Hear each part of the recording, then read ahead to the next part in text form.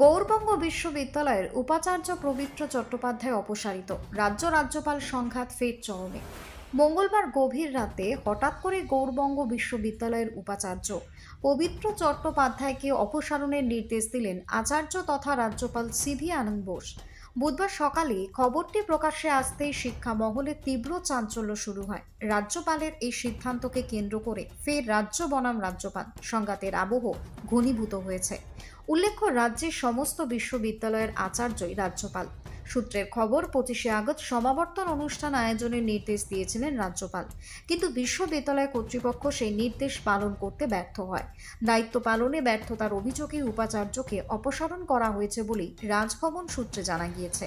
তবে আনুষ্ঠানিকভাবে এখনো কোনো কারণ প্রকাশ করা হয়নি। গৌড়বঙ্গ বিশ্ববিদ্যালয়ের রেজিস্ট্রার বিশ্বজিৎ দাস জানিয়েছেন, অপসারণ সংক্রান্ত নির্দেশ তার হাতে এসে পৌঁছায়নি।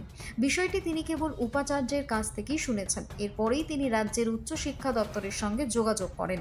উচ্চশিক্ষা দপ্তর তাকে অপেক্ষা করতে বলেছে। ফলে আপাতত অনিশ্চয়তার আবহ তৈরি হয়েছে বিশ্ববিদ্যালয়ে। মালদা থেকে বিশ্বজিৎ মণ্ডলের report, target Bangla news. Raj Bhavan থেকে একটা নির্দেশিকা এরকম শোনা যাচ্ছে, আপনারা কি নির্দেশিকা পেয়েছেন এবং এখন পর্যন্ত কি করবেন আপডেট? আমাদের উপাচার্যর কাছেই সেই নির্দেশিকা গতকাল এসছে, আমার কাছে আসেনি। রেজিস্ট্রারের মেলে বা রেজিস্ট্রার অফিসিয়াল মেলে কোনো নির্দেশিকা আসেনি। আমরা উপাচার্য আমাকে সেই মেলটা সকালবেলা ফরওয়ার্ড করেন এবং বলেন তাঁর কাছে আর ফাইল না পাঠাতে। এতটাই আমাদের কাছে খবর। তো এখন তাহলে কি করণীয়? আমরা যেহেতু রাজ্য সরকারের বেতনভোগ কর্মচারী, আমি উপাচার্যকে জিজ্ঞেস করেছিলাম, স্যার আমি কি করব?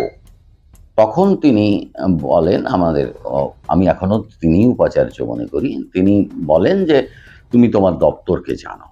আমি হায়ার এডুকেশন দপ্তরে জানিয়েছি বিষয়টা, তারা আমাকে অপেক্ষা করতে বলেছেন। এখানে কি সমাবর্তন হওয়ার কোনো একটা বিষয় আসছে, যে সমাবর্তন হওয়ার কথা সেটা 25 তারিখ একটা সমাবর্তনের ডেট রাজ্যপালের দপ্তর থেকে দেওয়া হয়েছে, কিন্তু আমাদের যে এই হিউজ পরিমাণ স্টুডেন্টদের সমাবর্তনের সার্টিফিকেট দিতে হবে এবং এই বিগত 9 বছরের অনেক টেডেলের অনেক সিদ্ধান্ত নেওয়ার বিষয় আছে, সেগুলো স্বাভাবিক কারণেই কতগুলো পদ্ধতি মেনে আমাদের করতে হবে।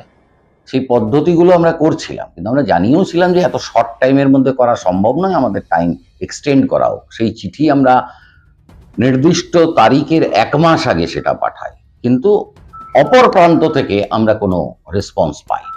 জানা যাচ্ছে দায়িত্ব পালনের ব্যর্থতা বা দুর্নীতি এরকম একটা বিষয় আসছে আশঙ্কা অপসারণের পেছনে। দায়িত্ব পালনের ব্যর্থতা, দুর্নীতি দুটো বিষয়ই দেখভাল করার জন্য রাজ্য সরকার আছে। রাজ্য সরকার দুর্নীতি হলে রাজ্য সরকার এনকোয়ারি কমিটি করেন।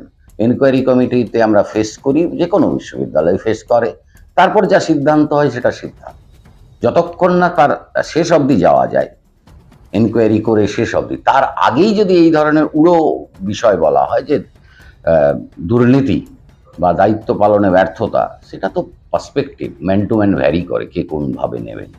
25 তারিখে কনভোকেশন করতে পারেননি, এটা একটা বলছে অ্যালিগেশন দিচ্ছে। আমরা তো স্বীকার করছি যে 25 তারিখ কনভোকেশন করা যায়নি, কারণ অন্য বিশ্ববিদ্যালয়ে কনভোকেশনের ডিউরেশনটা খুব অল্প, 2 বছর 3 বছর পড়ে আছে, আমাদের 9 বছর পড়ে আছে। 9 বছরে আমার প্রায় কয়েক লক্ষ ছাত্রছাত্রী সার্টিফিকেটের ব্যাপার আছে। আমরা প্রেসকে রাজি করাতে পারিনি বা তারা ওই কাজটা এত অল্প সময়ের মধ্যে তুলে দিতে পারেনি। তখন ভাইস চ্যান্সেলর সরাসরি চিঠি দেন যে আমাকে টাইম বাড়ানো হোক, আমাকে আরো ফার্দার টাইম বাড়ানো হোক। সেটার কোনো রেসপন্স আছে? আজকে তো ভিসির একাধিক প্রোগ্রামও ছিল মালদা। আজকে প্রফেসর সুবর্ণ আইজাক বারিক, আপনারা সকলেই জানেন যে খুব বড় ম্যাথমেটিশিয়ান এবং হিজ 13 ইয়ার্স ওল্ড। তিনি আমাদের আমন্ত্রণে আমাদের বিশ্ববিদ্যালয়ে আসবেন 2টোর সময়। একটা সায়েন্টিফিক রিসার্চ ওরিয়েন্টেড বক্তৃতা আছে, যেখানে আমাদের সায়েন্সের রিসার্চ স্কলাররা এবং সায়েন্স ফ্যাকাল্টির অধ্যাপকেরা সেটাতে জয়েন করবেন। সেটার উদ্বোধন করার কথা ছিল উপাচার্য মহোদয়। উপাচার্য মহোদয় আজকে আসেনি। এছাড়াও অনেক প্রোগ্রাম ছিল, বিকেলে 2টো মিটিং ছিল, সকালবেলাতেও একটা মিটিং ছিল। সেগুলো সবগুলোই আমাকে আপাতত পিছিয়ে দিতে হয়েছে। উপাচার্য বলছেন যে নির্দেশিকা পেয়েছেন এবং ওনাকে ফাইল না পাঠাতে। উচ্চশিক্ষা দপ্তর বলছে আপনাকে অপেক্ষা করতে। এটা কি অচলাবস্থার পরিস্থিতি বিশ্ববিদ্যালয়? দেখুন, বিশ্ববিদ্যালয় তো সমস্তটাই পরিচালিত হয় উপাচার্য কেন্দ্রিক। উপাচার্য রেজিস্ট্রারকে নির্দেশ দেন, রেজিস্ট্রার সেগুলো ইমপ্লিমেন্ট করার চেষ্টা করে। এখন আমি যদি সকালবেলা উঠে শুনি যে আমার ভাইস চ্যান্সেলর ফাইল পাঠাতে বারণ করছেন কারণ তার কাছে ওই ধরনের চিঠি আছে, তাহলে আমাকে আমার সেকেন্ড অপশনে যেতে হবে। আমরা উচ্চশিক্ষা দপ্তরের সঙ্গে যোগাযোগ করেছি এবং উচ্চশিক্ষা দপ্তরের এই ধরনের ক্রাইসিস এর আগেও হয়েছিল, আপনারা জানেন, রজত কিশোর দেয়ের সময়, এবং আমাদেরকে তখন রাজ্য সরকার আমাদের পাশে দাঁড়িয়েছিল এবং অধ্যাপক রজত কিশোর দেকে রাজ্য সরকার রিইনস্টেট করেছিল। রজত কিশোর দে তারপরও কিছুদিন কাজ চালিয়ে গেছে।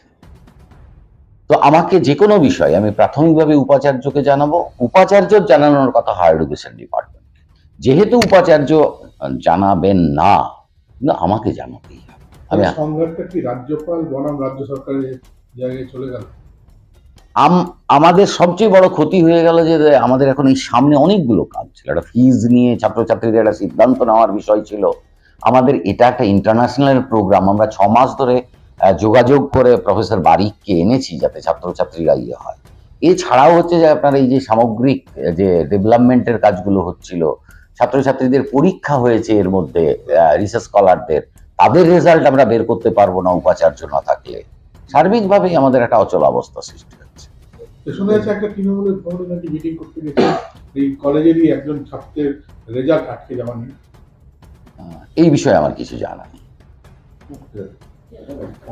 বাড়ি তৈরি করবেন? ভাবছেন বাড়ি তৈরির সমস্ত সরঞ্জাম কোথায় পাবেন? চিন্তার কোনো কারণ নেই। সমস্ত চিন্তার অবসান ঘটাতে আপনাদের হাতের কাছেই আছে শৌর্য মার্বেল অ্যান্ড টাইলস।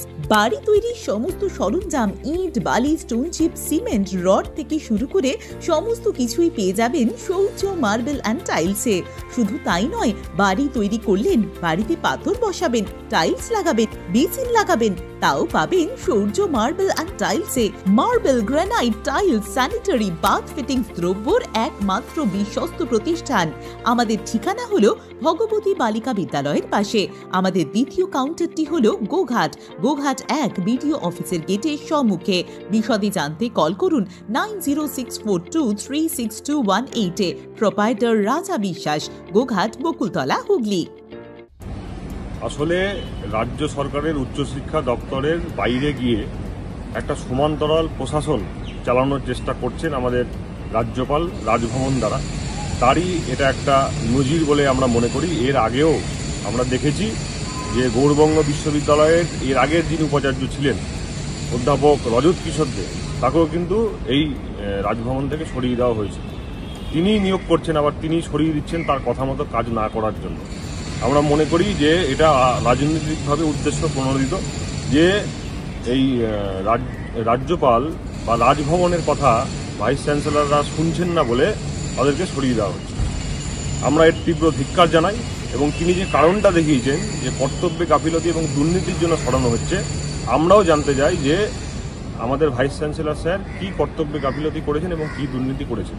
আসলে দুর্নীতি কিছু কথা না, বিজেপির কথা শুনছে না, আমাদের কেন্দ্রীয় সরকারের কথা শুনছে না, বা রাজ্যপালের কথা শুনছে না, রাজ্যপালের দ্বারা নিয়ন্ত্রিত হচ্ছে না বলেই, বা রাজ্যপালের কাছে মাথা নত করছে না বলেই, আত্মসমর্পণ করছে না বলেই এই ভাইস চ্যান্সেলরকে সরতে হয়েছে। আমরা আবারও রাজভবনকে এবং রাজ্যপালকে তীব্র ধিক্কার জানাই এবং আমরা যতদূর জানি যে এই পুরো বিষয়টা সুপ্রিম কোর্টের বিচারাধীন রয়েছে, যে কে রাজ্যপাল থাকবে কে থাকবে না। অথচ তিনি আইন কানুন এসব কিছু তোয়াক্কা না করে আমার মনে হয় যে এটা তিনি অন্যায় করেছেন একজন রাজ্যপাল হিসাবে। আমরা দেশের দায়িত্বশীল নাগরিক হিসাবে এবং গৌড়বঙ্গ বিশ্ববিদ্যালয়ের একজন আমরা প্রতিনিধি হিসাবে, ছাত্র হিসাবে আমরা লজ্জিত যে রাজ্যপাল বারবার আমাদের গৌড়বঙ্গ বিশ্ববিদ্যালয়কে অপমানিত করছেন। এর আগেও তিনি ভাইস চ্যান্সেলরকে সরিয়ে দিয়েছিলেন, শিক্ষামন্ত্রী এসেছিলেন ক্যাম্পাসের মধ্যে সেই কারণের জন্য। আমরা মনে করি আবারও তিনি এই ভিসিকে সরিয়ে দিচ্ছেন। কেন? কারণ এই ভিসি রাজ্যপালের দ্বারা বা রাজভবনের দ্বারা নিয়ন্ত্রিত হচ্ছেন। বলছি, গৌড়বঙ্গ ইউনিভার্সিটি ভিসিকে রাজ্যপাল সরিয়ে দিয়েছে, কি বলবেন?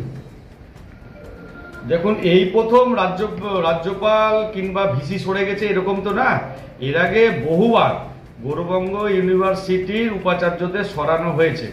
গৌরবঙ্গ ইউনিভার্সিটি লোকের মুখে যেটা শোনা হয় মালদাতে, যে গৌরবঙ্গ ইউনিভার্সিটিতে পড়াশোনা ছাড়া সমস্ত কিছু হয় এবং সমস্ত রকম কেলেঙ্কারির সঙ্গে এই জাতীয় উপাচার্যরা যুক্ত থাকে। সেইখানে সেটা রাজ্য সরকারের ওভারলুক হয়েছে কিংবা শিক্ষামন্ত্রীর ওভারলুক হয়েছে, কিন্তু আচার্য হিসেবে তাদের যে তদন্ত, সেই তদন্তে এমন কিছু উঠে এসেছে যার জন্য এই উপাচার্যকে সরতে হয়েছে। পশ্চিমবঙ্গের শিক্ষা ব্যবস্থা একবারেতে তলানিতে চলে যাওয়ার পর যেটুকু অবশিষ্ট ছিল সেটা পেরেক এমনভাবে পুঁতে দেওয়া হয়েছে যে এই শিক্ষা ব্যবস্থা আর মেরুদণ্ড সোজা করে উঠতে পারবে না। তার অঙ্গ হিসেবে গৌরবঙ্গ ইউনিভার্সিটিও তার একটা অন্যতম জায়গা। সেই জন্য নানা রকম শিক্ষার যে দুর্নীতি, সেই দুর্নীতির খবর রাজ্যপালের কাছে আছে স্পেসিফিকভাবে।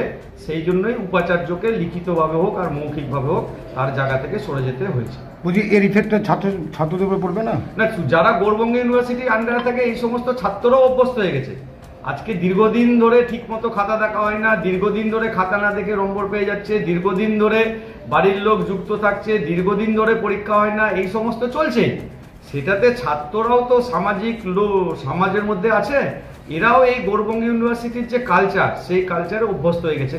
সাময়িকভাবে ছাত্রছাত্রীদের কিছু ক্ষতি হবে, কিন্তু এটা তারা অ্যাবজর্ব করেছে যে গৌরবঙ্গ ইউনিভার্সিটিতে যদি আমরা পড়ি তাতে ওইখানকার যে পরিবেশ, সেই পরিবেশটার মধ্যে থেকেই আমাদের পড়াশোনা করতে হবে। সেই জন্য খুব একটা যে ছাত্রদের ক্ষতি হবে এটা আমার মনে হয় না। সাময়িক কিছু তো ক্ষতি হতেই পারে, তো সেটা ওভারকাম করবে ছাত্রছাত্রীরা। কতুলপুরে সর্বপ্রথম এমআরআই পরিষেবা যুক্ত 110 বেডের মাল্টি স্পেশালিটি হসপিটাল হলো মেডিকেয়ার জেনারেল হসপিটাল। স্বাস্থ্যসাথী মান্যতাপ্রাপ্ত এই হসপিটালে রয়েছে AC, non AC cabin, modern OT, ICCU, NICU, micro surgery, dialysis বিভাগ, ব্রেন ও spine surgery, cancer surgery, lift সহ নানান পরিষেবা। এছাড়াও রয়েছে সিটি স্ক্যান পরিষেবা যুক্ত নিজস্ব ডায়াগনস্টিক সেন্টার, ডক্টর চেম্বার্স, ওষুধের দোকান সহ 24 ঘন্টা অ্যাম্বুলেন্স পরিষেবা। 24 ঘন্টা অ্যাক্সিডেন্ট এমার্জেন্সি, রোগীর সুচিকিৎসা, সুপরিষেবা এবং সুস্বাস্থ্যই হলো আমাদের মূল লক্ষ্য। ঠিকানা সরিষাদিঘি, কতুলপুর, বাঁকুড়া। যোগাযোগ নম্বর 9434216662 অথবা যোগাযোগ করুন 9732212924 এই নম্বরে।